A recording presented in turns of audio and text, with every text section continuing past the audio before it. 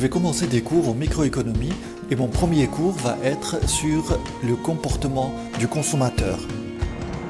Bienvenue dans ma chaîne, je m'appelle El Kader, je suis professeur de sciences économiques et de gestion et ça me fait plaisir de partager avec vous mes connaissances. En retour, je ne vous demande qu'un petit geste de votre part pour aider cette chaîne à grandir. Cliquez simplement sur l'un de ces deux pouces.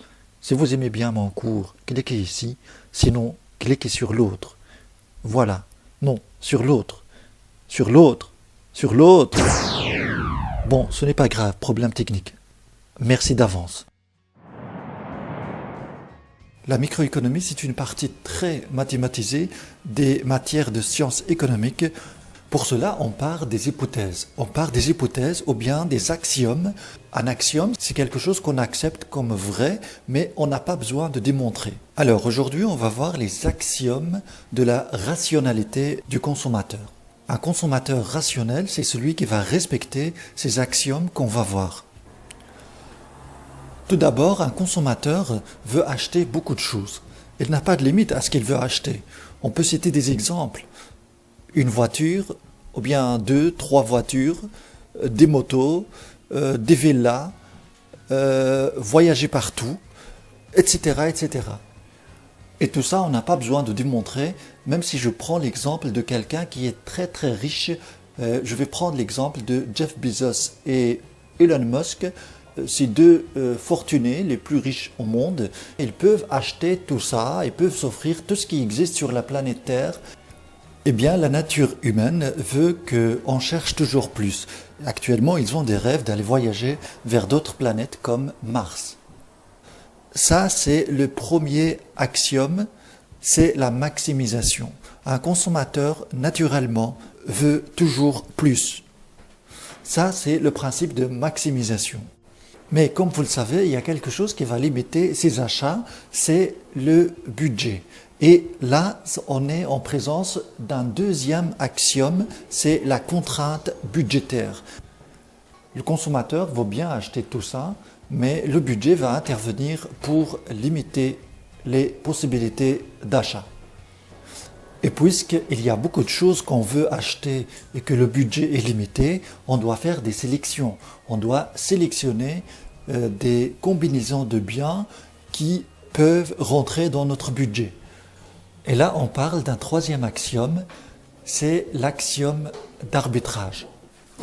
Une fois que le consommateur précise ou bien sélectionne un certain nombre de combinaisons qui rentrent dans le budget, qui peuvent être achetées par le budget, eh bien, il doit faire des choix, il doit faire des préférences, il doit être capable de classer ces sélections, ces combinaisons de biens par ordre décroissant de préférence. Et là, on parle d'un quatrième axiome, c'est l'axiome de préférence. Et dans cet axiome, on doit préciser qu'un consommateur rationnel préfère toujours plus à moins. Si on fait choisir un consommateur rationnel entre 2 voitures et une voiture, il doit toujours choisir 2 voitures. Voilà un peu les 4 axiomes sur lesquels on va se baser pour tout ce qui va suivre par après en microéconomie. Toujours dans le cadre du cours de microéconomie, on va avancer un petit peu aujourd'hui et on va voir la contrainte du budget. On va voir comment on peut représenter graphiquement la contrainte budgétaire. Pour cela, on va prendre un exemple très simple. Vous avez par exemple un consommateur qui dispose d'un budget de 150 € et que ce consommateur a le choix entre 2 biens, 2 produits. Donc ce budget va être consacré à l'achat de 2 biens. Le premier bien, on va l'appeler Y. Vous pouvez penser à un bien particulier, je ne sais pas quoi, un voyage, aller au cinéma, etc. Donc vous avez 2 biens. Un premier bien qu'on va appeler Y, qui coûte 15 € la pièce, et un deuxième bien, un deuxième produit qui coûte 10 €. Et le consommateur veut acheter ces 2 biens. Il doit former une certaine combinaison de ces 2 biens. Alors, pour représenter graphiquement la contrainte budgétaire, c'est très simple. On doit trouver 2 points parce qu'on sait très bien que c'est une droite et on va expliquer pourquoi après. Donc on doit trouver 2 points dans le graphique. Et sur le graphique, on va représenter sur l'axe des abscisses le produit X. Donc c'est les quantités de biens X qu'on peut acheter. Et sur l'axe des ordonnées, on va représenter les quantités de biens Y que le consommateur peut acheter. Eh bien, pour trouver 2 points, c'est simple. Imaginons que le consommateur va consacrer tout le budget pour acheter le bien X. Combien de biens X peut acheter avec 150 euros, sachant que X égale 10 euros. C'est simple, 150 divisé par 10, ça va faire 15. Donc on a un premier point. Donc si le consommateur n'achète que X, il va se trouver sur la ligne, sur l'axe des abscisses au point 15. Si par contre, donc on a un premier point, si par contre le consommateur va consacrer la totalité du budget pour l'achat du bien Y, combien de bien Y va acheter, sachant que Y égale 15 euros et le budget est de 150 euros. Le même raisonnement, on fait 150 euros divisé par 15, ça va faire 10, donc on a un deuxième point. Et si on rejoint ces 2 points, on a notre contrainte budgétaire. Voilà notre droite de budget. Il faut comprendre que tous les points qui se trouvent sur cette droite, c'est des combinaisons de biens Y et X possibles. C'est des combinaisons possibles d'achat. Par exemple, le consommateur peut décider de choisir 10 unités de X et 5 unités de Y, ou bien 5 unités de X et à peu près 6,6 unités de Y. Donc tous les points qui se trouvent sur la droite représentent des combinaisons possibles. On peut faire quelques réflexions sur cette droite. Par exemple, si le budget du consommateur augmente, n'est plus 150 mais 200 euros par exemple ou 300 euros, qu'est-ce qui va se passer au niveau de cette droite? Eh bien, tout simplement, les deux extrêmes vont changer. Donc le consommateur va avoir une droite décalée vers le haut. Donc on va déplacer sa droite dans ce sens-là. Alors, à l'inverse, si le budget, par exemple, du consommateur se réduit vers 100 euros ou 50 euros, eh bien, cette droite va se décaler vers le bas, va se décaler en parallèle vers le bas. Maintenant, si, par exemple, le prix d'un bien a changé, si par exemple le prix de Y est de 10 ou 5 au lieu de 15, eh bien ce qui va se passer, sachant que tous les autres paramètres restent inchangés, restent intacts, ce qui va se passer, c'est que le consommateur, puisque le prix a baissé, il peut acheter beaucoup plus de Y s'il choisit d'acheter que Y. Donc cette droite va se glisser de cette manière-là.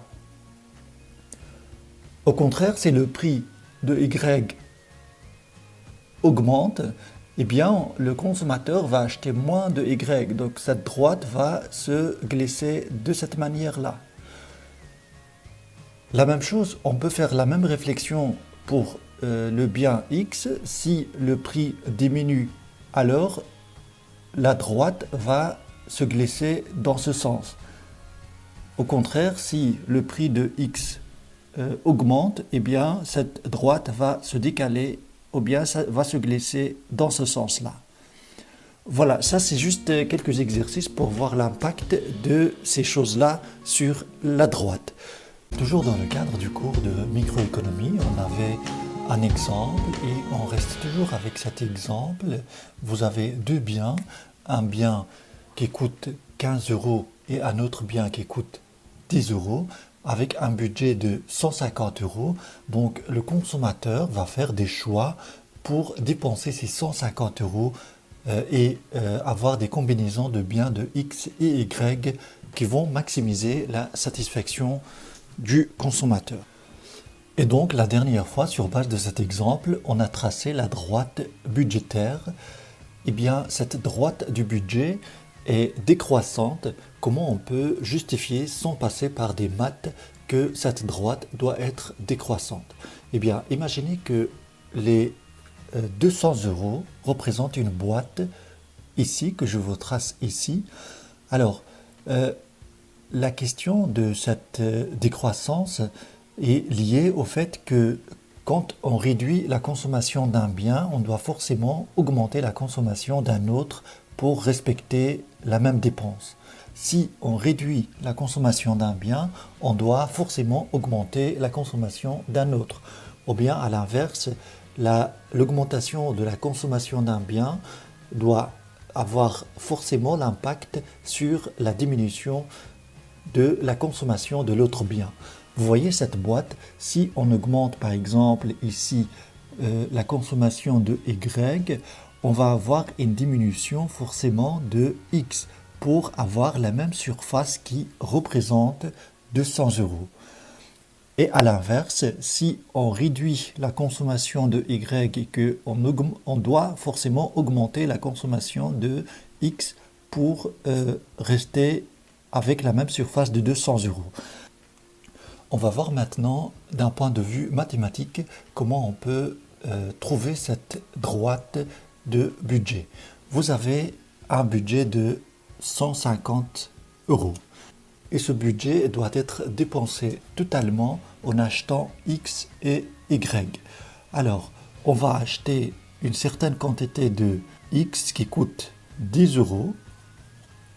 Donc on doit acheter 10 € fois la quantité de X, c'est X, plus 15 € fois la quantité de Y. Alors ça va être Y égale moins 10 sur 15 X plus 150 sur 15. Ou bien Y égale moins 10 sur 15 X plus 10. Voilà, et vous voyez bien que cette droite, c'est sous forme de Y égale AX plus B. Et le A, dans notre cas, c'est moins 10 sur 15. On verra plus tard que ce moins 10 sur 15 a une signification. Ça correspond au coût d'opportunité de renoncer à un bien pour consommer un autre bien. Ça, on verra dans d'autres vidéos plus tard. Et donc là, on obtient notre droite en termes mathématiques. Pour tracer la droite, il faut trouver au moins 2 points. Si on donne par exemple à x0, on voit que y égale 10. Et si on donne à y0, on aura 10x sur 15 égale 10, donc x égale 15. Donc on obtient 2 points, donc 0, 10 et 15, 0, ce qui permet de tracer notre droite qui va passer sur ces 2 points. Dans ce troisième cours en microéconomie, on va parler davantage de la contrainte budgétaire parce que c'est très important de la comprendre. Alors, vous avez cette contrainte qu'on a tracée dans les cours précédents, vous pouvez les revoir. Alors, cette contrainte budgétaire, il faut comprendre que tous les points qui se trouvent en dehors de cette contrainte, plus loin, sont des points que le consommateur ne peut pas acheter, sont des points très très chers, des combinaisons de biens très chers. Alors, si on prend l'exemple de... On va prendre n'importe. On va prendre celui-là, par exemple, 15. Est-ce que notre consommateur peut acheter 15 unités de Y, du bien Y? Y, pensez que c'est aller au cinéma, par exemple. Alors, est-ce que notre consommateur peut s'offrir 15 tickets de cinéma? Il ne peut pas parce que 15, ça va lui coûter plus que 150 €. 15 fois 15, ça fait plus que 150 €. Est-ce que, par exemple, si je prends un autre point, ici le point qui correspond à 10 unités de Y et 10 unités de X, est-ce que le consommateur peut acheter cette combinaison 10 fois Y et 10 fois X? Eh bien, il ne peut pas parce que ça dépasse le budget. Ça dépasse le budget. Si on calcule, 10 fois 10, ça fait 100 € ici. Et 10 fois 15 €, ça fait 150. Et le consommateur ne dispose que de 150 € comme budget. Donc, en règle générale, tout ce qui se trouve dans cet espace-là dépasse les capacités budgétaires, la contrainte budgétaire du consommateur.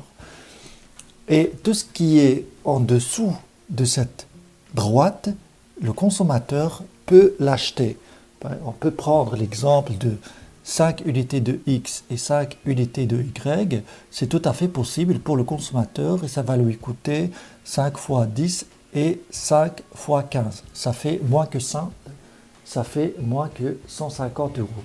Donc tout ce qui se trouve dans cette zone-là rentre dans les capacités d'achat de notre consommateur. Ça, c'est la première chose à savoir. Et puis la deuxième chose, c'est que si on fait choisir par exemple notre consommateur entre 5 unités de X et 5 unités de Y, ou bien 10 unités de X et 5 unités de Y, qui restent toujours dans les capacités budgétaires de notre consommateur, eh bien le consommateur doit choisir la combinaison de 10X et 5Y. Pourquoi? Parce que le consommateur est rationnel, c'est-à-dire qu'il respecte les axiomes dont on a parlé dans la première vidéo, et parmi lesquels il y a la maximisation. Le consommateur, son objectif, c'est de chercher à maximiser sa satisfaction en respectant sa contrainte budgétaire. C'est ça le but de notre consommateur, c'est d'avoir le maximum de satisfaction possible en dépensant son budget. Toujours dans le cadre du cours de microéconomie, aujourd'hui j'aimerais bien vous parler de la courbe d'indifférence. Pour bien comprendre la courbe d'indifférence, on va partir de quelques exemples très simples et très pratiques. Rappelez-vous de notre graphique X, Y. Alors, pour simplifier et pour donner quelque chose de plus concret, on va remplacer les Y et X par des biens que vous connaissez déjà.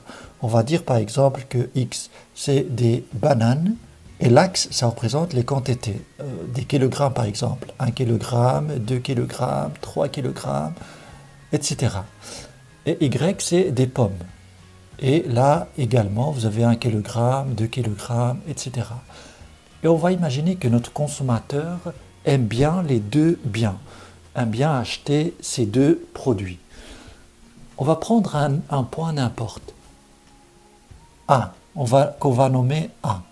A qui correspond par exemple à 2 kg de bananes et 3 kg de pommes.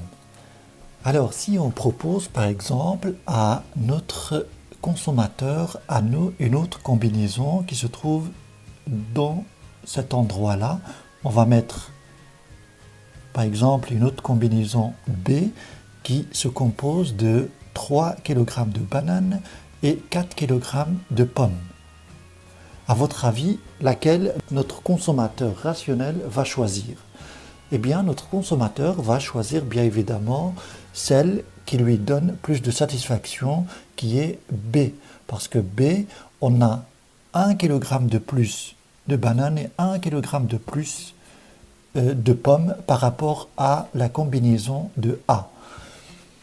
Donc forcément, le consommateur va choisir B. Si on fait choisir notre consommateur entre ce point-là, donc qu'on va nommer C, qui se compose de 3 kg de bananes et 3 kg de pommes. Alors, au niveau des pommes, ça ne change rien par rapport à A, mais au niveau des bananes, on a 1 kg de plus. Bien évidemment, notre consommateur va choisir le C. Si on prend un autre point qui se trouve sur cette ligne, par exemple, 4 kg de pommes et 2 kg de bananes. Notre consommateur va bien évidemment choisir, on va nommer D ici, va choisir la combinaison D que A. Pourquoi? Parce que cela respecte le principe de maximisation, le maximum de satisfaction possible. Alors, par contre, si on se trouve dans cette zone-là, on va prendre n'importe quel point dans cette zone-là, on va se trouver avec une combinaison qui a moins de biens que la combinaison A. On va prendre par exemple ce point-là, 2 kg de pommes et 1 kg de bananes. Eh bien, on a moins de bananes et on a moins de pommes. Le consommateur va choisir bien évidemment le A. Alors, en règle générale, dans cette zone qui dépasse le A, donc qui se trouve ici, on préfère toujours ces combinaisons à A. Et dans cette zone en dessous, on préfère la combinaison A à toutes les combinaisons qui se trouvent ici, dans cette zone-là. Il reste la question de savoir ce que le consommateur va choisir si on prend une autre combinaison qui se trouve dans ces lieux-là, dans ces deux coins. On va prendre l'exemple de E qui se compose de 3 kg de bananes et 2 kg de pommes. Alors, est-ce que le consommateur va préférer le A qui se compose de 2 kg de bananes et 3 kg de pommes, ou bien le E qui se compose de 3 kg de bananes et 2 kg de pommes? La réponse n'est pas évidente et ça va dépendre de chaque consommateur, de la préférence de chaque consommateur, parce que ici, on a quand même 1 kg de plus de bananes, mais 1 kg de moins de pommes par rapport à A. Donc, le consommateur, il peut être indifférent de diminuer par exemple sa consommation de pommes d'1 kg et d'augmenter sa consommation de bananes d'1 kg aussi. Alors, tous les points qui se trouvent dans cette zone-là, on a deux choses. On a la réduction de la consommation d'un bien, mais on a aussi l'augmentation de la consommation de l'autre bien. Et dans ce cas-là, on ne peut pas être catégorique par rapport à la préférence du consommateur. Chaque consommateur aura ses propres préférences. On peut avoir plusieurs points qui se trouvent dans cette zone-là et dans cette zone-là qui procurent à notre consommateur le même degré de satisfaction. C'est-à-dire que le consommateur est indifférent à choisir le A ou bien un autre point qui se trouve dans cette zone-là, mais pas tous les points. Alors, comment on peut identifier ces points qui vont former ce qu'on appelle la courbe d'indifférence? La courbe d'indifférence, c'est bien ce qui va regrouper toutes les combinaisons, tous les points où le consommateur est indifférent à choisir telle ou telle autre combinaison sur la courbe d'indifférence. Et une fois qu'on trace cette courbe d'indifférence, tout ce qui se trouve au-dessus de cette courbe représente des combinaisons qui procurent plus de satisfaction au consommateur que ce qui se trouve en dessous de la courbe d'indifférence. Je vais m'arrêter là pour le moment et la prochaine fois, je vais vous expliquer comment on peut choisir les points qui se trouvent sur cette courbe d'indifférence. Toujours dans le cadre du cours de microéconomie, on va continuer notre raisonnement. La dernière fois, on a parlé de la courbe d'indifférence et je vous avais expliqué que sur cette courbe, il y a l'ensemble des combinaisons de biens qui procurent la même satisfaction au consommateur. Et aujourd'hui, je vais vous montrer pourquoi la courbe d'indifférence prend cette forme-là que vous voyez ici. Alors, on va reprendre le même exemple qu'auparavant. Donc, toujours sur l'axe des abscisses, on a un produit. On a choisi de prendre comme exemple les bananes. Et sur l'axe des ordonnées, on a choisi de prendre comme bien les pommes. Le point A est la composition de 2 kg de bananes et 3 kg de pommes. On a dit que si le consommateur renonce à 1 kg de pommes, c'est-à-dire qu'on va descendre cette consommation de 3 à 2 kg, et pour que le consommateur garde le même niveau de satisfaction, on doit augmenter le nombre de kilos de bananes. Donc on doit ajouter par exemple 1 kg. Et ça dépend des consommateurs, ça peut être 2 kg, ça peut être 3 kg, ça dépend des préférences de chacun. Par exemple, ici on va accepter que la diminution de 3 à 2 va être compensée par l'augmentation de 2 à 3 de bananes. Donc on se trouve au point E. Donc ici, pour le consommateur, la composition A et la composition E procurent la même satisfaction.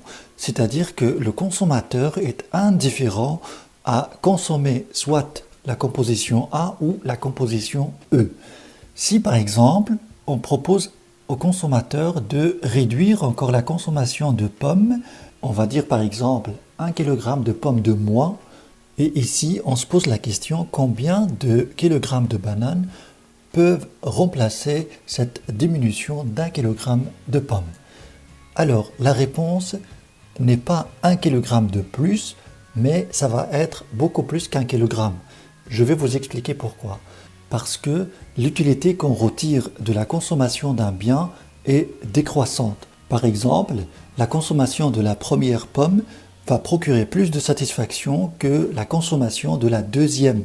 Donc le consommateur, s'il renonce au deuxième kilogramme de pommes, qui lui procure plus de satisfaction que le troisième kilo, va exiger plus de kilogrammes de bananes. Il va exiger plus qu'1 kilogramme, en tout cas. On peut dire, par exemple, il va exiger 5 kg au lieu de 4 kg. Et là, avec ce raisonnement, on obtient un troisième point qui se situe sur la courbe d'indifférence.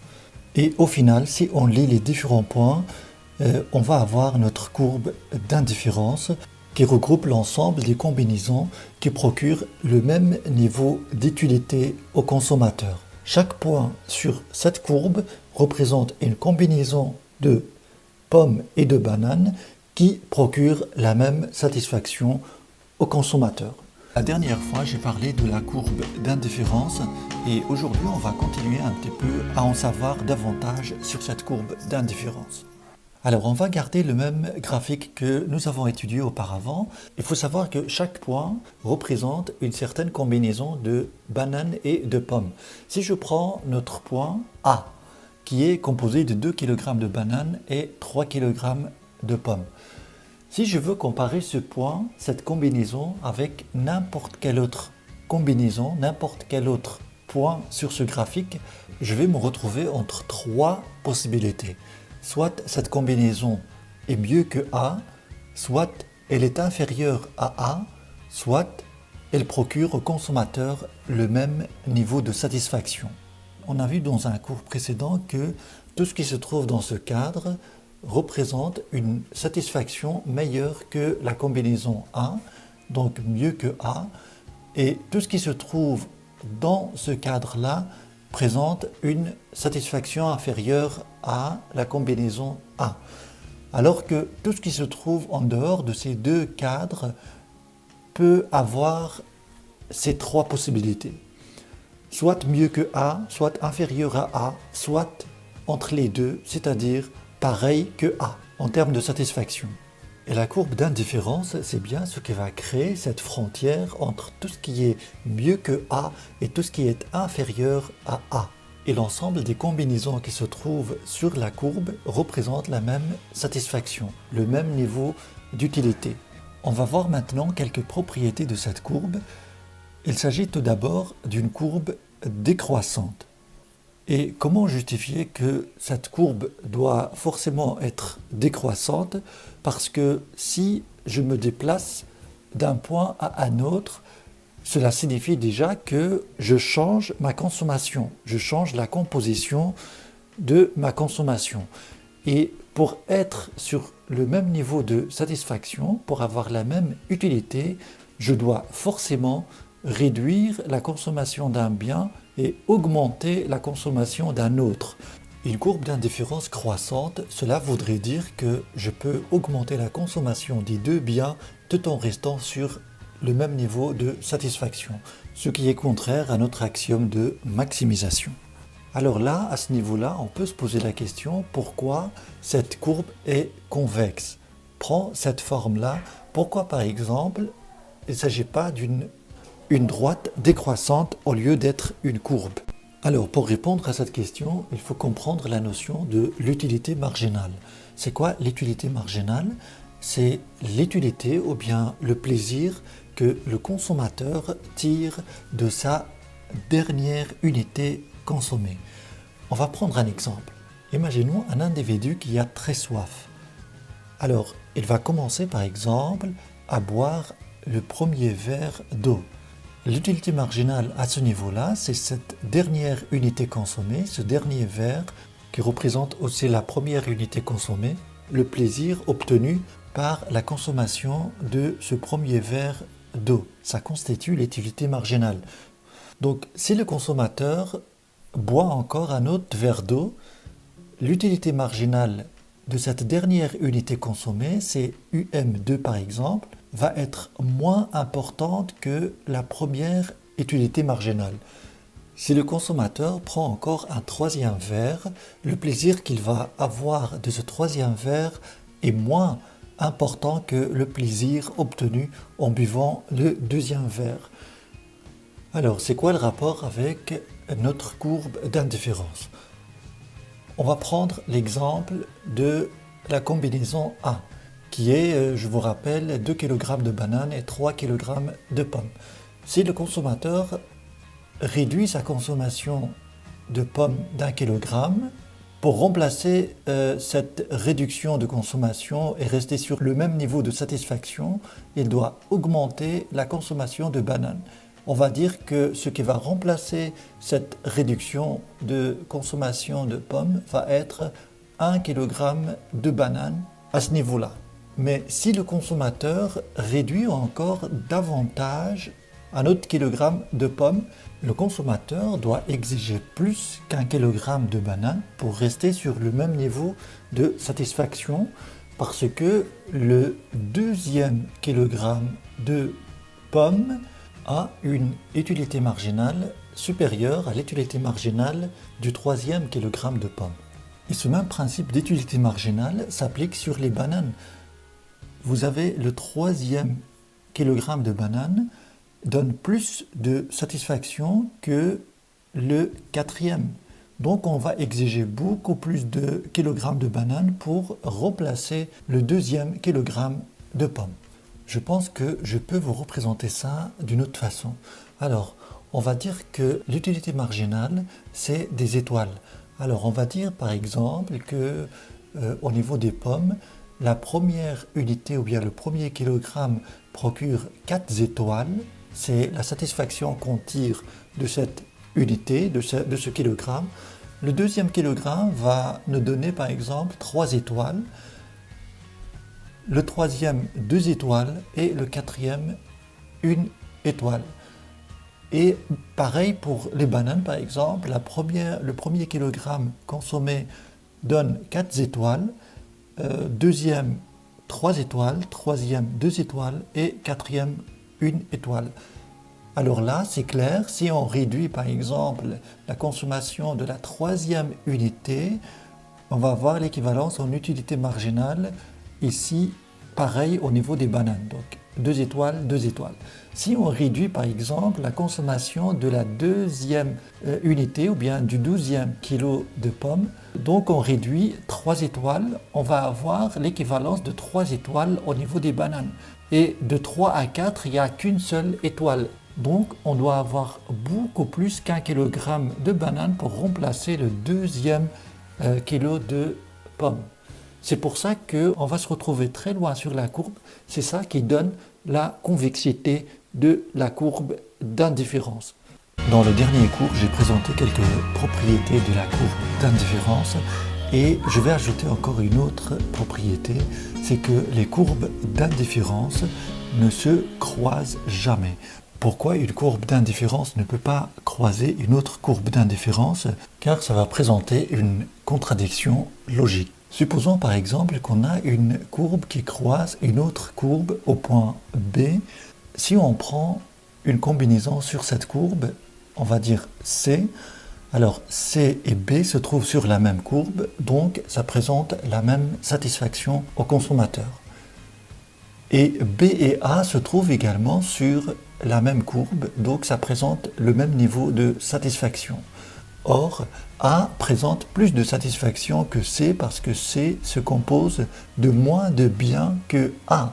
Donc là, on se trouve avec une contradiction claire. On ne peut pas avoir C égale B en termes de satisfaction et A égale B en termes de satisfaction et avoir en même temps A est supérieur à C. Alors il y a encore une autre notion à vous présenter, c'est le taux marginal de substitution. Alors ce TMS, il s'agit de quoi en fait? C'est la variation d'un bien par rapport à la variation d'un autre bien. Par exemple, dans notre cas ici, j'augmente ma consommation de bananes d'1 kg et pour avoir cette variation, pour avoir cette augmentation, je dois diminuer la consommation de pommes d'1 kg également. Et cette diminution, c'est une variation négative. TMS dans ce cas-là égale moins la variation de pommes sur la variation de bananes. Et ça fait moins 1. Alors cela signifie que pour chaque kilogramme de bananes, je dois sacrifier ou bien diminuer 1 kg de pommes. Ce qu'il faut comprendre, c'est que le TMS est un taux, donc c'est-à-dire que ici dans notre cas, on peut formuler cette situation de la manière suivante. Je peux avoir 1 kg de bananes de plus pour 1 kg de pommes de moins. Mais il faut bien savoir que ici on parle d'un taux marginal. C'est-à-dire que j'accepte cet échange au niveau du 3e kilo de bananes et au niveau du 3e kilo de pommes. C'est-à-dire qu'on se trouve aux unités marginales. Si par exemple, je réduis encore la consommation de pommes d'une autre unité, je vais exiger beaucoup plus de kilogrammes de bananes pour remplacer ce 2e kilogramme de moins.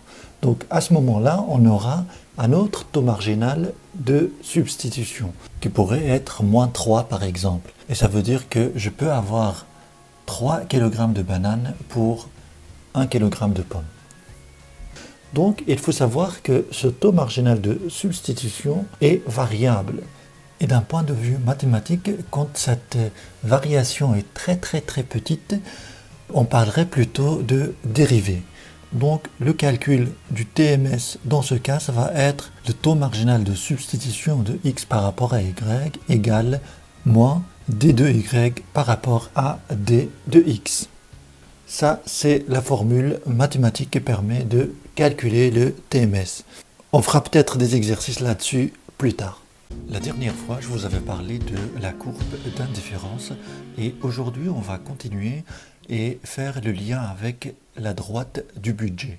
Comme je vous avais expliqué auparavant, une droite de budget, c'est sous cette forme. Tout ce qui est au-dessus de la droite, le consommateur ne peut pas l'acheter avec son budget et tout ce qui se trouve en dessous, le consommateur peut très bien l'acheter. Chaque courbe d'indifférence procure au consommateur un certain niveau d'utilité. Alors pour cette courbe-là que nous avons dans le graphique, le consommateur ne peut pas atteindre ce niveau d'utilité parce que ça se situe au-dessus de la droite. Si je prends par exemple une autre courbe d'indifférence qui se situe à ce niveau-là, alors par rapport à cette courbe d'indifférence, tout ce qui sort de la droite du budget, le consommateur ne peut pas l'acheter. Alors tout ce qui est à l'intérieur, le consommateur peut l'acheter. Mais le consommateur doit dépenser la totalité du budget, donc il doit choisir un point qui se situe sur la droite. On va prendre ce point-là. Mais ici, on peut se poser la question, est-ce que avec cette combinaison, est-ce que le consommateur va maximiser son utilité? La réponse, bien sûr, c'est non, parce qu'on peut trouver d'autres courbes d'indifférence qui se situent au-dessus, donc qui procurent plus d'utilité au consommateur et sur laquelle on peut avoir un point d'intersection avec la droite du budget. Au final, pour que le consommateur maximise son utilité, il doit chercher la courbe d'indifférence la plus loin possible et qui reste en contact avec la droite du budget en un point tangente. Et ce point-là, ça va être la combinaison qui offre le plus de satisfaction au consommateur. Alors, on va prendre un exemple pratique pour mettre en application toutes ces notions-là. Supposons que vous avez un budget hebdomadaire de 8 euros consacré à l'achat de bananes et des pommes. On va dire que le prix d'un kilogramme de bananes, c'est 2 euros et le prix des pommes, c'est également 2 euros. Alors, avec ces données-là, on peut écrire notre droite de budget, c'est 8 euros égale 2 fois x, x c'est les bananes, plus 2 fois y, ça représente les quantités de pommes. On peut représenter cette droite facilement. Si on donne par exemple à x 0, y va prendre 8 sur 2, donc ça fait 4. Et si on donne à y 0, x également va prendre 8 sur 2, ça fait 4. Donc ça va passer sur les deux points 0,4 et 4,0. Ça va être comme suite. Voilà notre droite.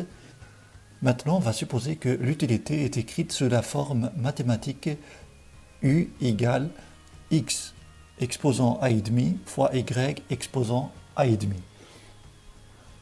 Alors, on peut formuler notre problème mathématique.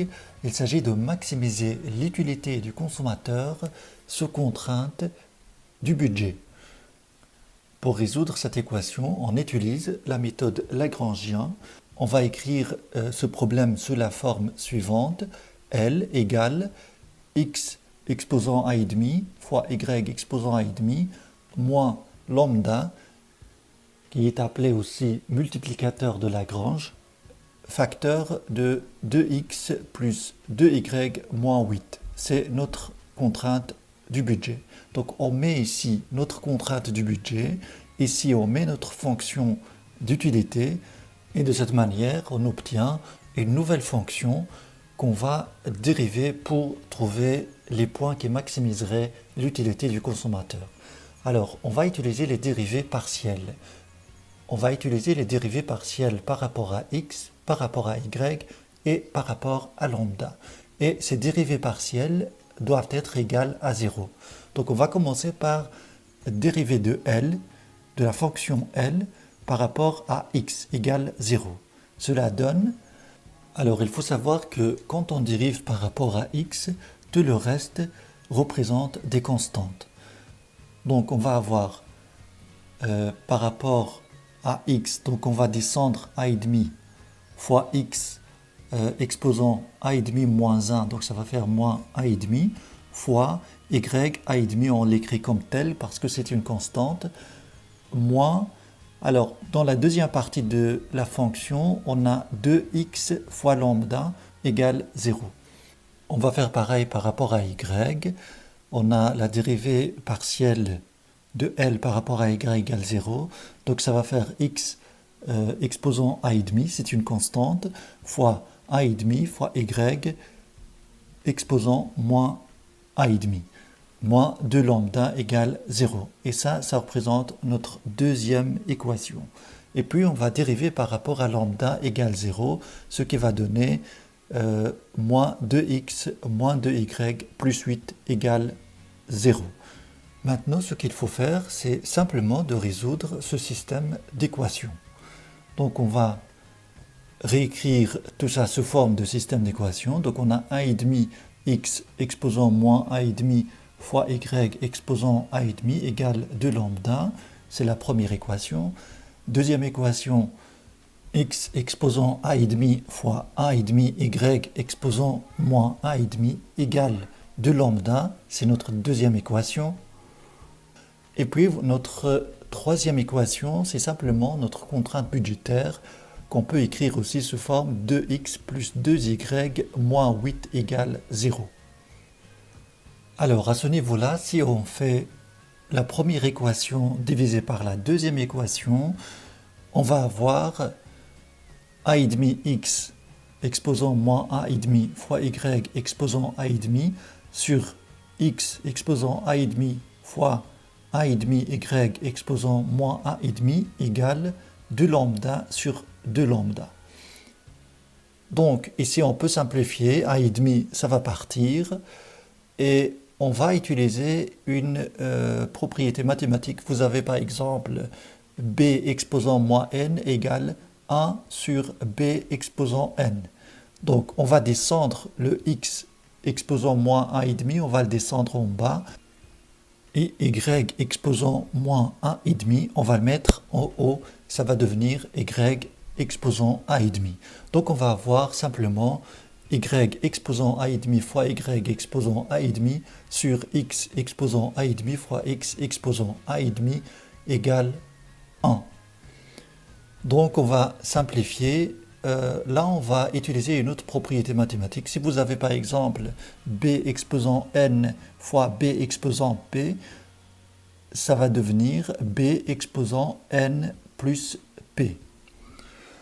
Donc ici, 1,5 plus 1,5, ça fait 1. Donc ça va faire y sur x égale 1. Ce qui fait y égale x. Et puis on va prendre soit x, soit y. On va le remplacer dans la contrainte budgétaire. Je vais remplacer y par x. Et on va avoir 2x plus 2x égale 8. Ce qui va faire 4x égale 8. Au final, on va avoir x égale 8 sur 4, ce qui fait 2. Donc x égale 2 et y égale 2, puisque y égale x. Et là, on va trouver notre point qui va maximiser la satisfaction de notre consommateur qui correspond à 2 kg de bananes et 2 kg de pommes.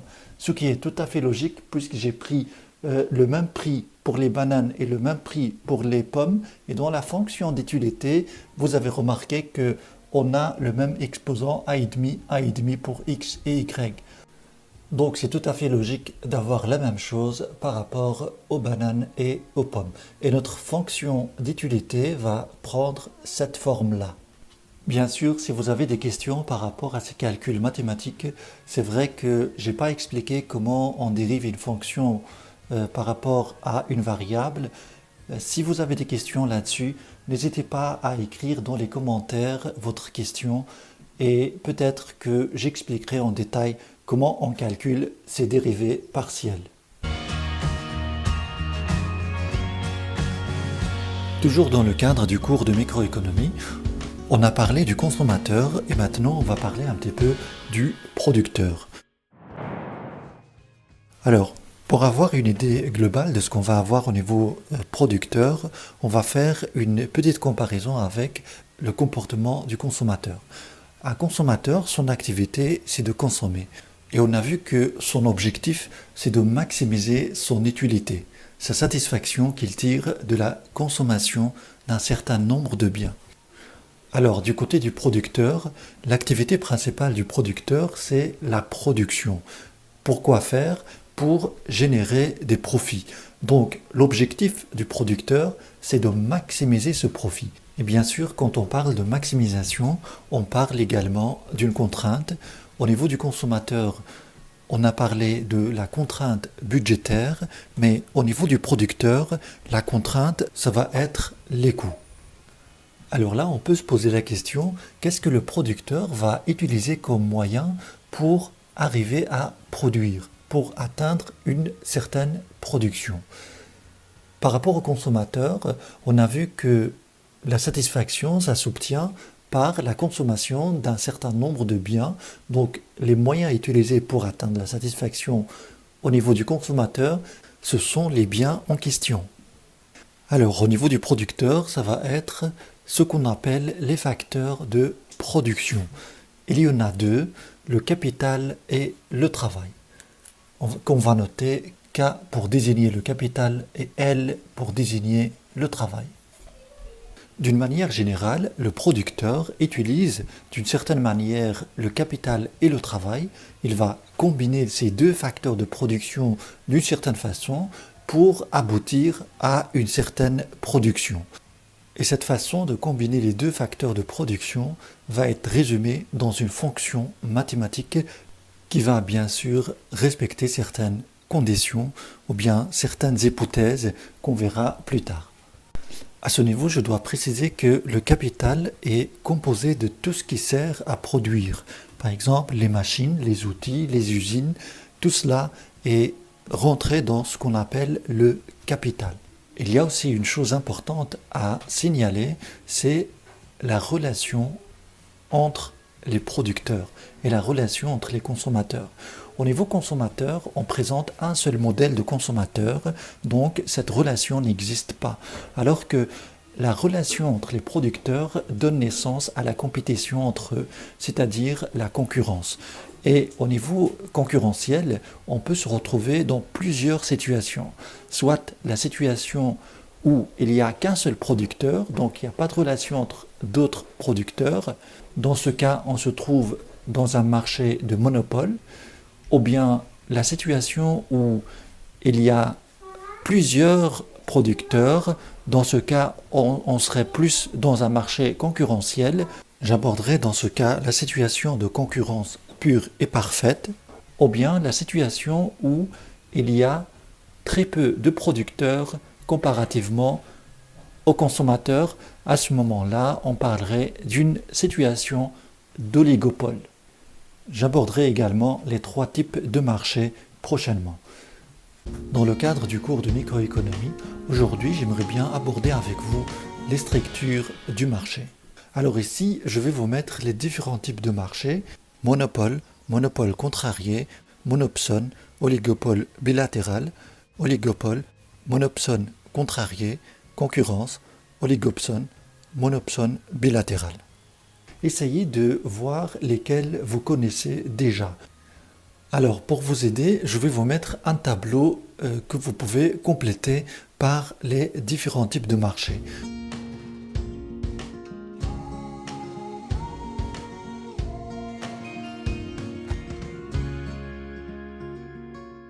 Vous avez sur la première colonne les différents offreurs, c'est les entreprises, les vendeurs.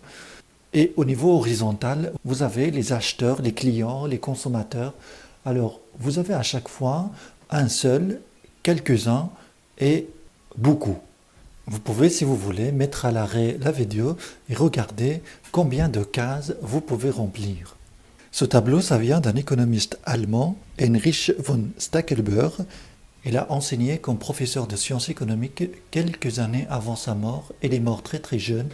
Il a détaillé dans son œuvre principale, publiée en 1934, sa classification des marchés, que on va voir aujourd'hui. Alors, sans tarder, je vais vous donner les réponses.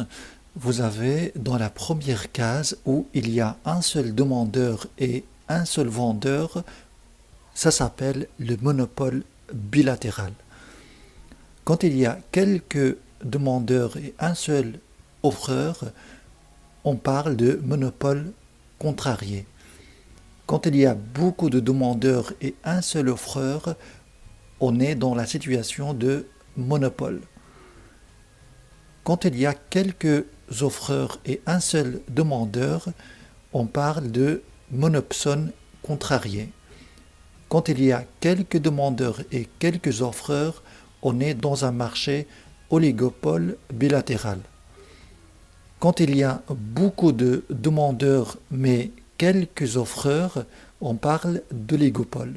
Quand il y a beaucoup d'offreurs et un seul demandeur, on est dans le marché monopsone. Quand il y a quelques demandeurs et beaucoup d'offreurs, on parle d'oligopsone. Quand il y a beaucoup de demandeurs et beaucoup de vendeurs, on est dans la situation de concurrence.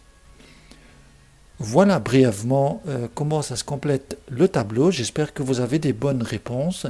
Si vous avez des exemples d'entreprises qui se trouvent dans tel ou tel marché, n'hésitez pas de les mettre en commentaire. Bien sûr, on ne va pas aborder tous ces cas-là parce que, par exemple, la première colonne et la deuxième colonne, on est dans l'exception. C'est des cas rares, des cas exceptionnels qui existent mais qui sont très très rares comparativement au marché de la dernière colonne. La majorité des cas, on se trouve dans la dernière colonne où il y a beaucoup de demandeurs et on va préciser le marché en fonction des vendeurs. S'il n'y a qu'un seul vendeur, qu'une seule entreprise, on est dans le monopole. S'il y en a plusieurs, on est dans l'oligopole. Et si il y a beaucoup de vendeurs, d'entreprises, à ce moment-là, on est dans la concurrence. Donc, on va traiter principalement les 3 marchés, monopole, oligopole et concurrence. Et dans la concurrence, on va parler spécialement de la concurrence pure et parfaite. On va continuer notre cours sur le comportement du producteur et aujourd'hui je vais parler de la concurrence pure et parfaite. Mais avant d'aborder ce sujet, il faut savoir que cette matière de microéconomie vient de ce qu'on appelle l'école néoclassique. Vous avez plusieurs auteurs dans cette école. Par exemple, Léon Walras donnait beaucoup d'importance aux mathématiques pour expliquer des phénomènes économiques. Et le problème qui se pose quand on veut adopter une telle démarche, c'est d'éliminer les imperfections d'ordre social. C'est pour ça qu'il faut préciser des hypothèses à respecter. Après Léon Walras, plusieurs auteurs dans la même école néoclassique poursuivaient cette recherche d'écrire sous forme mathématique des réalités économiques. Et parmi lesquels je peux noter Frank Knight qui a amélioré ces conditions de concurrence pure et parfaite. Et c'est ce qu'on va voir aujourd'hui. Alors sans tarder, les hypothèses ou bien les conditions d'un marché de la concurrence pure et parfaite sont l'atomicité, homogénéité des produits, transparence de l'information, libre entrée et sortie sur le marché, libre circulation des facteurs de production. Maintenant, on va voir chaque élément, chaque condition, qu'est-ce que ça signifie concrètement. On va commencer par l'atomicité. L'atomicité, ça vient de l'atome. Et l'atome, ça renvoie à quelque chose de très petit. En d'autres termes, les agents économiques, ou bien les acheteurs et les vendeurs, sont tellement nombreux sur le marché, de sorte à ce que leur poids, leur présence, n'a aucune influence de quelque nature que ce soit sur le fonctionnement du marché. Comme par exemple, une entreprise ne peut pas avoir l'influence sur la modification du prix sur le marché. C'est pour cela que dans une concurrence pure et parfaite, les entreprises sont preneuses de prix, ou bien price taker. Ça veut dire que le prix s'impose à tout le monde et c'est le résultat de l'offre et de la demande sur le marché. La deuxième condition, c'est l'homogénéité des produits. Ça veut dire que les produits sur un marché de concurrence pure et parfaite sont les mêmes. Il n'y a pas de distinction entre un produit et un autre. Chaque type de produit va former son propre marché de concurrence pure et parfaite. Vous avez aussi la condition de la transparence de l'information. C'est-à-dire que tous les agents économiques connaissent tout sur tous les produits. Il n'y a pas d'entreprises qui vont accaparer une technologie, une information, des brevets, etc. Donc cette condition va mettre à égalité l'ensemble des acteurs sur le marché. La libre entrée et sortie sur le marché, c'est-à-dire que n'importe qui peut aller vendre sur le marché et sortir du marché également. Et puis la dernière condition, la libre circulation des facteurs de production, c'est-à-dire que le travail et le capital circulent librement. Alors ces trois premières conditions forment ce qu'on appelle un marché de concurrence pure. On parle ici d'un marché de concurrence pure parce qu'avec ces trois conditions, on élimine tout pouvoir aux agents économiques de sorte à ce qu'ils ne peuvent pas, par exemple, manipuler le marché, mettre des barrières à l'entrée sur le marché, prendre des parts énormes sur le marché, etc. Les deux autres conditions constituent ce qu'on appelle une concurrence parfaite, c'est-à-dire qu'on a une liberté totale de la circulation, aussi bien de l'information, des travailleurs, du capital, etc. Avec ces conditions, on dit qu'il y a une concurrence parfaite. Dans le dernier cours, j'ai présenté les conditions de la concurrence pure et parfaite. Et aujourd'hui, on va voir quelques notions qui sont nécessaires pour comprendre comment une entreprise, une firme, dans une situation de concurrence pure et parfaite, peut maximiser son profit. La première notion, c'est le coût moyen d'une entreprise. Alors graphiquement, ça se représente de cette manière en microéconomie, mais on va voir pourquoi. D'abord, c'est quoi le coût moyen? Le coût moyen, c'est simplement le coût total sur les quantités produites. C'est par exemple, on va prendre un exemple chiffré. Vous avez par exemple un producteur qui produit des armoires. Il produit 10 armoires et cette production lui a coûté totalement 20 000 euros. Eh bien, le coût moyen, ça va être 20 000 euros sur 10, ce qui va faire un coût moyen de 2 000 euros. Maintenant, on va revenir à notre graphique et voir pourquoi le coût moyen est décroissant dans un premier temps et puis croissant par après. Pour comprendre ça, il n'y a pas mieux qu'un exemple pratique. On va prendre notre producteur d'armoire. On va dire par exemple que ce producteur a les coûts suivants. L'achat d'un petit garage, 17 000 euros. L'achat des différents outils de travail, 300 euros. L'achat de la matière première, 800 euros. Alors à ce niveau-là, il faut bien distinguer entre ce qu'on appelle les charges variables et charges fixes. La distinction entre ces deux types de charges est très simple. Vous avez les charges variables, ça varie avec la production, avec l'activité de l'entreprise. Plus l'entreprise produit des biens, plus elle va augmenter ses charges variables, parce que ces charges sont liées à la production. Dans notre cas, c'est la matière première.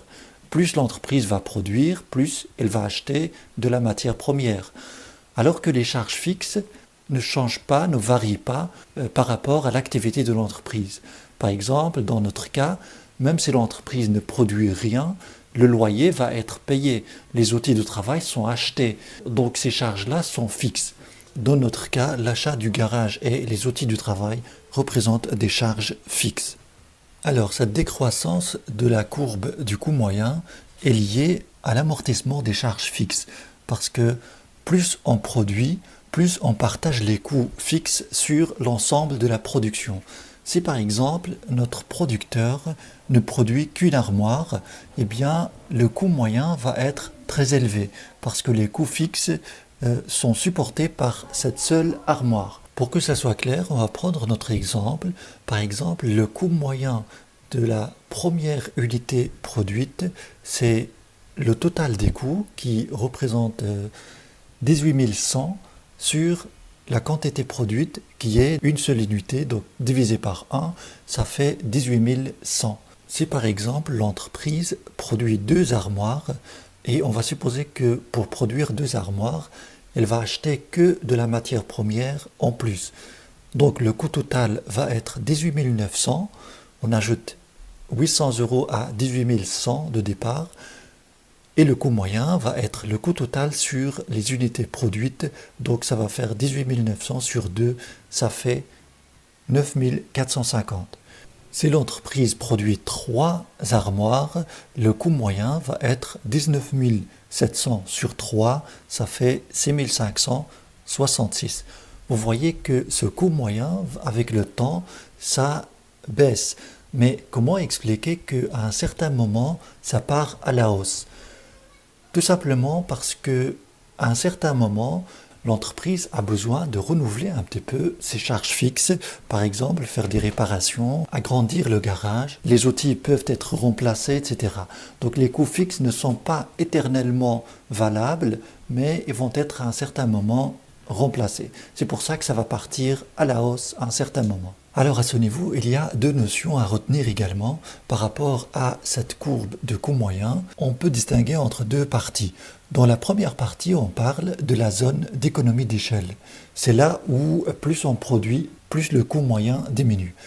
À l'inverse, dans l'autre partie, on parle de la zone de déséconomie d'échelle. C'est là où plus on produit, plus le coût moyen augmente. Voilà pour aujourd'hui. La prochaine fois, je vais vous parler d'un autre concept qui est le coût marginal. Dans la vidéo précédente, j'ai parlé du coût moyen et aujourd'hui, je vais aborder le coût marginal. D'abord, c'est quoi un coût marginal?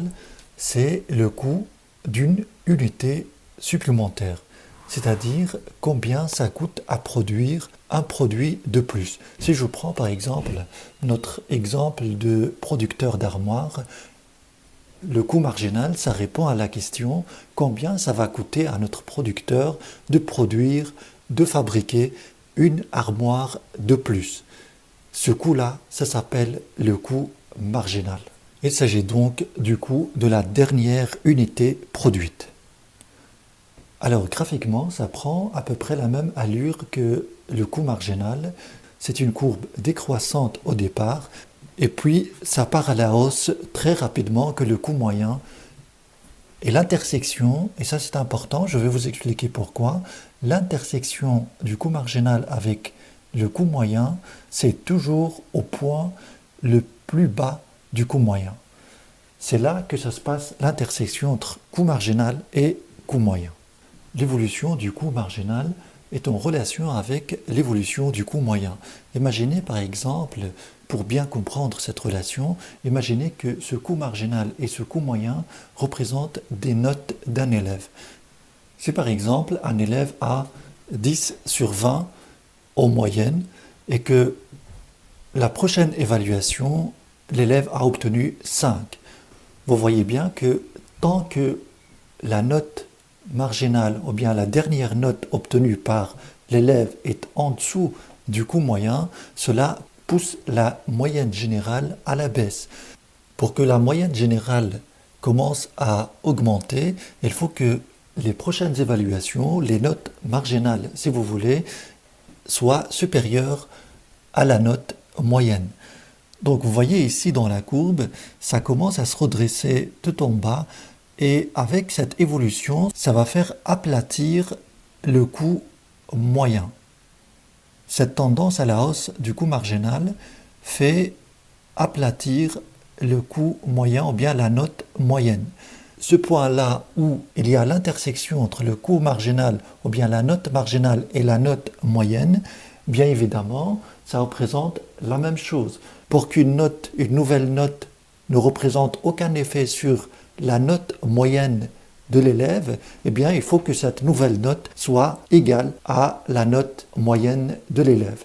C'est bien ce qui se passe ici. Et à partir de ce moment-là, la prochaine note marginale va être plus élevée que la note moyenne, ce qui va faire pousser aussi la courbe de la note moyenne à la hausse. Dans ce cas, j'ai pris l'exemple des notes d'un élève, mais le principe au niveau des coûts, c'est exactement la même chose. Donc vous avez ces deux courbes, la courbe du coût marginal et la courbe du coût moyen. Et comme on a vu, le prix sur un marché de concurrence pure et parfaite est fixe. Elle est déterminée par l'offre et la demande. Donc on va le représenter ici. On va dire que c'est ce niveau-là qui représente le prix sur le marché. Si je prends par exemple un coût moyen qui se trouve au-dessus du prix sur le marché. Alors, avec ce coût moyen, on voit bien que l'entreprise ne va pas réaliser de bénéfices. Donc, toute cette partie-là où le coût moyen est supérieur au prix, ça correspond à une zone de perte. Un coût moyen, ça correspond tout simplement au coût unitaire. À combien ça revient en moyenne pour l'entreprise de produire une unité. C'est ça le coût moyen. Donc graphiquement, on peut repérer deux zones de perte qui se trouvent à l'extrême, ici, au-dessus du prix, où le coût moyen est supérieur au prix. Logiquement, quand le coût moyen se trouve en dessous du prix, à ce moment-là, on va réaliser des profits. Donc la zone de profit pour l'entreprise se trouve dans cette partie-là. Maintenant, il reste à savoir quelle est la quantité qui va maximiser le profit de notre entreprise. Et ça, c'est ce qu'on va voir dans la prochaine vidéo. Pour savoir à quel niveau de production l'entreprise réalise un profit sur le marché de concurrence pure et parfaite, on va reprendre un petit peu notre graphique de la fois précédente sur lequel on a la courbe du coût moyen et la courbe du coût marginal. J'espère que vous comprenez très bien comment on peut tracer ces deux courbes et pourquoi ces deux courbes ont cette forme-là. Si ce n'est pas le cas, bien sûr, vous pouvez revoir les autres cours d'avant. Alors, à quel moment l'entreprise va faire des profits? Donc, on a dit que cette partie-là et cette partie-là représentent des zones de perte et la partie qui se trouve au milieu ici représente une zone de profit. C'est-à-dire que pour que l'entreprise soit profitable, il faut dépasser un certain niveau de production. Si par exemple, je prends notre exemple de producteur d'armoires, fabricant d'armoires, il faut que on fabrique, si je suppose par exemple que ce point qui correspond à l'intersection entre le coût moyen et le prix représente 10 unités au niveau des quantités, eh bien, il faut dépasser ces 10 pièces produites pour commencer à générer des profits. Et il ne faut pas dépasser un certain niveau de production, sinon l'augmentation des coûts va générer aussi des pertes par après. Donc ici, on va supposer que le niveau maximum, c'est 50 armoires, parce que notre fabricant, par exemple, ne dispose pas des moyens nécessaires pour fabriquer plus que 50 armoires, sinon il doit faire face à des coûts supplémentaires qui vont générer plutôt des pertes que des profits. Maintenant, on va voir la quantité qui va maximiser les profits. Entre 10 armoires et 50 armoires, il y a un niveau de production qui va maximiser le profit de notre entreprise. Et ce niveau maximum de profit va être déterminé par le coût marginal. L'entreprise va se poser la question, à partir par exemple de la 10e unité produite, est-ce que la production d'une unité supplémentaire va générer des profits ou pas? Pour ça, il faut comparer simplement le prix avec le coût marginal. Tant que le coût marginal reste en dessous du prix, l'entreprise a intérêt à produire, car la production d'une unité supplémentaire va se vendre à profit sur le marché. Pour bien comprendre ça, on va représenter le profit dans un autre graphique en parallèle. On a notre deux zones de perte ici, et entre ces deux zones, on va représenter l'évolution de notre profit. Par exemple, la 11e unité produite va générer ce profit-là, donc c'est plus que la fois précédente, notre profit va augmenter. La 12e unité, pareil, ça va générer plus de profit que la précédente, notre profit va augmenter. Ainsi de suite, donc ça va continuer à augmenter tant qu'on est en dessous du prix, mais cette croissance du profit va se ralentir au moment où le coût marginal commence à augmenter. Une fois qu'on arrive au prix, à ce moment-là, on arrive au sommet de notre profit parce que l'unité supplémentaire qui va être produite va coûter plus à l'entreprise que ce que cette unité va lui rapporter. Donc là, on va avoir une tendance baissière du profit, jusqu'au point d'intersection entre le coût marginal et le prix. À ce moment-là, le profit est nul, on va rentrer dans la zone de perte. Voilà graphiquement, j'espère que ça c'est clair pour vous.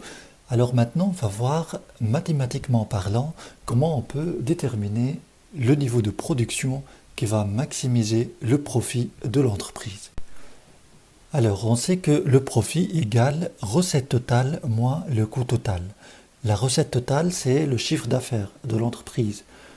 Ça représente le prix fois la quantité vendue.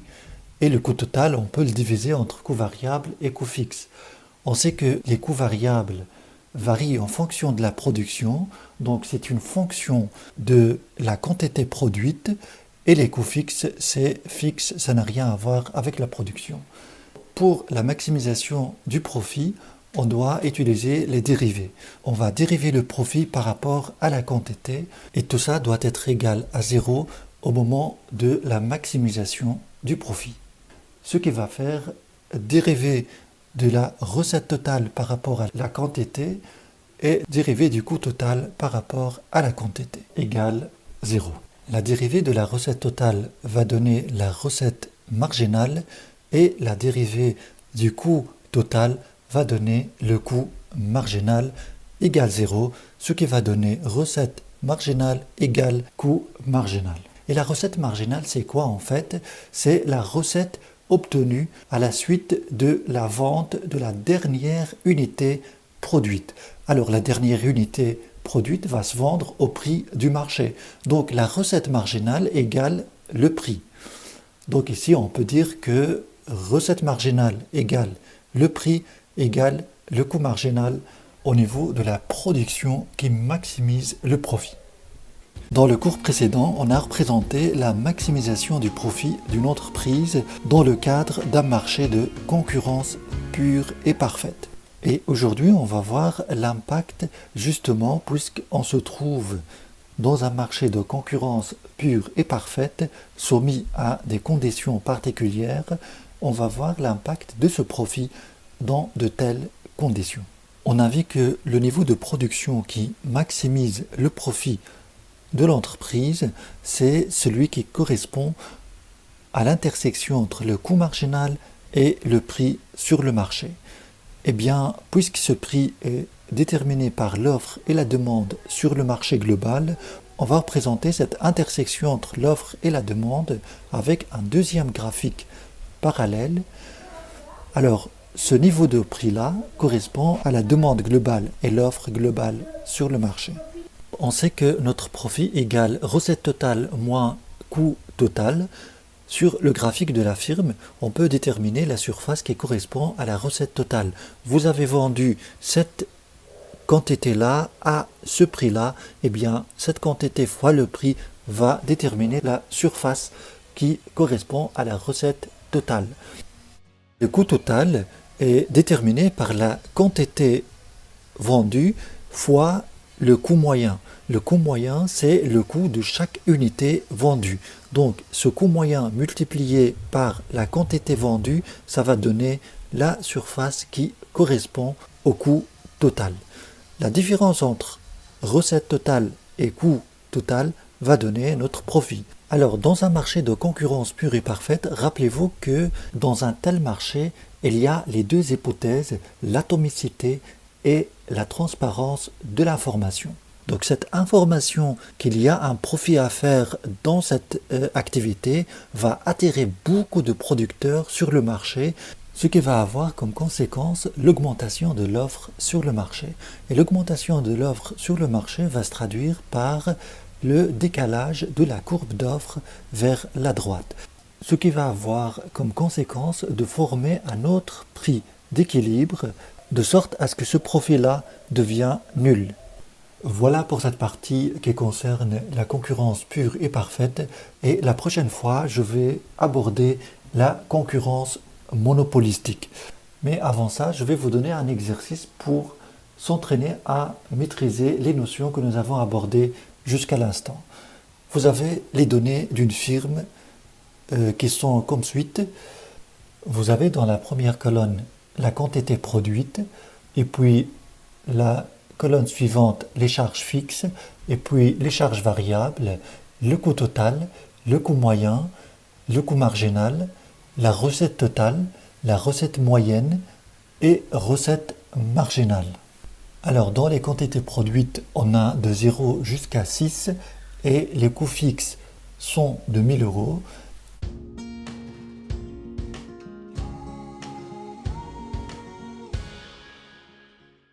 Les coûts variables, vous avez 0, 800, 1400, 2300, 3400, 5000, 7100.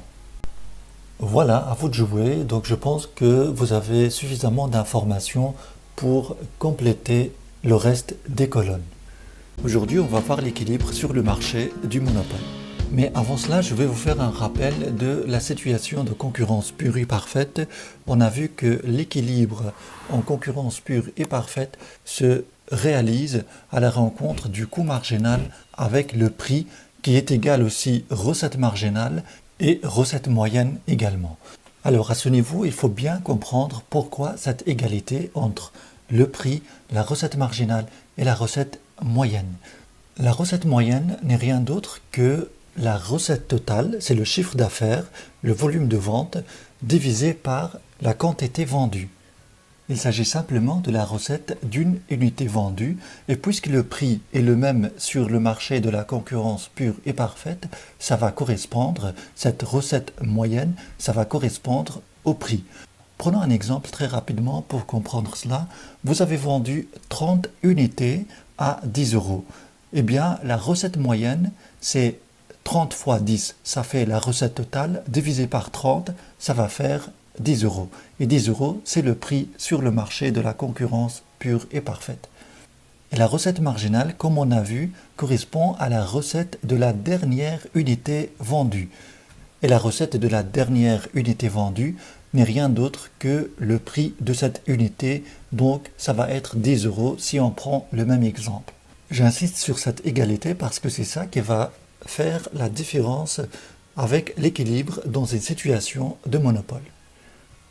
Je dois préciser aussi qu'une entreprise en situation de concurrence pure et parfaite peut faire un profit à court terme, mais à long terme, ce profit-là va s'annuler. Du fait que dans ce type de marché, il y a l'hypothèse d'atomicité et la libre entrée sur le marché. Et tant qu'il y a un profit quelque part, avec ces deux conditions de ce marché, l'offre globale sur le marché va augmenter de sorte à ce que les prix vont baisser jusqu'au niveau où l'entreprise ne peut pas faire du profit.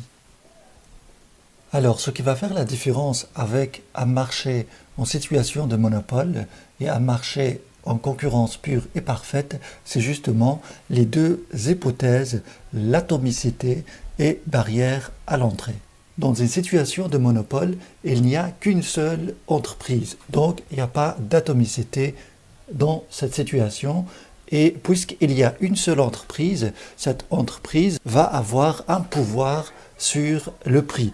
Donc on va dire que dans la situation du monopole, l'entreprise est price maker, c'est-à-dire que l'entreprise a une influence sur le prix. C'est tout à fait logique puisque l'entreprise est seule sur le marché, donc si l'entreprise décide de réduire l'offre, de réduire la marchandise à mettre sur le marché, ça va devenir très rare et le prix va augmenter. À l'inverse, si l'entreprise met beaucoup d'offres sur le marché, le prix va baisser. Il y a aussi une chose importante à savoir au niveau de ce graphique. Vous voyez la partie du coût marginal qui dépasse le coût moyen. À partir du minimum du coût moyen, cette partie-là correspond également à la courbe d'offre de l'entreprise. Pourquoi? Parce que l'entreprise est prête à offrir toutes les quantités qui correspondraient au prix du marché sur cette courbe du coût marginal. Alors, graphiquement, dans une situation de monopole, qu'est-ce qui va se passer? On va mettre notre coût moyen, la courbe du coût marginal, et puis on va représenter la demande. La demande est une fonction décroissante du prix, comme on a vu, et la demande dans une situation de monopole correspond à la recette moyenne. Comme on a vu, il n'y a qu'un seul offreur sur le marché et tout ce qui est demandé est reçu par l'entreprise. Donc, cette recette moyenne n'est pas fixe comme dans la situation de la concurrence pure et parfaite, mais ça va suivre la demande qui est variable. Et puis on a notre droite de recette marginale qui se situe en dessous de la recette moyenne. Pourquoi c'est une droite décroissante et qui se situe en dessous de la recette moyenne? Imaginez que la recette moyenne et la recette marginale représentent les notes d'un élève. On va faire ici la même réflexion que ce qu'on a fait avec le coût marginal et le coût moyen. Si la note moyenne d'un élève doit décroître de cette manière, il faut qu'à chaque nouvelle évaluation, l'élève reçoit une note marginale, une nouvelle note qui est en dessous de la moyenne précédente. Maintenant, on va représenter la quantité de production optimale à produire. Cette quantité de production optimale est déterminée par l'égalité entre recette marginale et coût marginal. Alors, à la rencontre du coût marginal et recette marginale, si c'était un marché de concurrence pure et parfaite, ce serait le prix de vente. Mais dans la situation de monopole, le prix va se situer sur la courbe de la demande. Donc ça va être plus élevé que dans le cas où c'était un marché de concurrence pure et parfaite. Il faut noter que dans ce cas, le prix d'équilibre est représenté par la rencontre entre la demande et l'offre, la courbe d'offre qui correspond à la partie de la courbe du coût marginal qui se trouve au-dessus du coût moyen. Maintenant, pour comparer entre les deux situations, la situation de monopole et la situation de concurrence pure et parfaite, on a besoin de quelques notions supplémentaires, notamment la notion de surplus du consommateur et surplus du producteur. C'est bien ce qu'on va voir dans la prochaine vidéo. Merci et à très bientôt. Pour comparer entre un marché en situation de monopole et un marché en situation de concurrence pure et parfaite, comme je vous avais dit, il faut comprendre quelques notions. Et c'est bien ce qu'on va voir aujourd'hui. Tout d'abord, je vais tracer ici la courbe d'offre et l'intersection entre l'offre et la demande donne une quantité d'équilibre et un prix d'équilibre. Ça, c'est la loi de l'offre et de la demande, mais je ne vais pas expliquer ici en détail la loi de l'offre et de la demande. J'ai déjà expliqué ça dans d'autres vidéos, vous pouvez les revoir sur ma chaîne. Mais ce qui m'intéresse particulièrement ici, c'est de vous expliquer la notion de surplus du consommateur et surplus du producteur et la notion du gain à l'échange. Pour que ça soit simple, on va prendre un exemple pratique. Imaginez par exemple que vous voulez acheter un iPad qui coûte 400 € sur le marché, mais vous l'avez trouvé moins cher à 300 €. À ce moment-là, on peut dire que vous avez fait un gain à l'échange de la différence entre 400 et 300, ce qui fait 100 €. C'est comme si vous avez gagné 100 € par rapport à ce que vous étiez prêt à payer au départ. Ça, c'est la notion de gain à l'échange. On va placer quelques chiffres sur notre graphique. On va dire par exemple que l'iPad, le prix d'équilibre, c'est 300 €. Alors, il y a des consommateurs qui sont prêts par exemple à l'acheter à 500 €. Et la différence entre 500 € et 300 €, ça fait 200 € de gain à l'échange. On peut trouver d'autres acheteurs qui sont prêts par exemple à l'acheter à 400 €. Ils vont faire un gain à l'échange de 100 €. En général, toute cette partie-là, ça représente en fait ce qu'on appelle le surplus du consommateur. On peut avoir la même logique par rapport à l'offre. Un producteur par exemple, un vendeur sur le marché qui était prêt par exemple à vendre cet iPhone-là à 200 € au lieu de 300 €, eh bien il fait un gain à l'échange de 100 €. Et le producteur qui était prêt à le vendre à 100 €, il fait un gain à l'échange de 200 €. Et toute cette partie-là représente ce qu'on appelle un surplus du producteur. Et l'addition des deux parties, le surplus du consommateur et le surplus du producteur, représente ce qu'on appelle le surplus de la collectivité. Et c'est bien cette dernière notion qui va permettre de comparer entre un marché de concurrence pure et parfaite et un marché de monopole. Car le surplus de la collectivité, ça représente en quelque sorte un bien-être qui se partage au niveau de toute la société. Voilà pour ces notions, et la prochaine fois, on va comparer entre les deux bien-être, celui créé par le monopole et celui créé par la concurrence pure et parfaite. La dernière fois, je vous avais présenté ce graphique. Ce graphique présente l'équilibre en situation de monopole et on a dit que la quantité optimale à produire, c'est celle déterminée par la rencontre entre les deux courbes, le coût marginal, qui représente aussi la courbe de l'offre de l'entreprise, et la recette marginale. Ce qu'il faut bien constater par rapport à la situation de concurrence pure et parfaite, c'est que le prix pratiqué par l'entreprise en situation de monopole est au-dessus du coût marginal. Alors qu'en situation de concurrence pure et parfaite, le prix est fixé par le marché qui correspond à la rencontre entre l'offre et la demande sur le marché. Ici, on remarque que la quantité d'équilibre est plus élevée que la quantité mise sur le marché par l'entreprise en monopole et le prix d'équilibre est en dessous du prix pratiqué par l'entreprise au monopole. Pour bien comparer les deux marchés, je vais les mettre en parallèle. À droite, vous avez l'équilibre dans un marché en concurrence pure et parfaite et à gauche, vous avez l'équilibre en situation de monopole. Et si on place le surplus du consommateur et surplus du producteur dans les deux situations, on va trouver que le surplus du consommateur est plus élevé en situation de concurrence pure et parfaite. Par contre, le surplus du producteur est plus élevé au monopole. Donc, ce qui va faire apparaître une perte sèche, c'est ce qu'on appelle le triangle de Harburger. Cette perte sèche, en fait, c'est une perte de bien-être social. Au niveau d'un marché de concurrence pure et parfaite, on peut supposer que ce bien-être est maximisé. On peut dire aussi que dans cette situation, il y a une allocation optimale des ressources. Voilà pour ce cours, merci de l'avoir suivi et à très bientôt.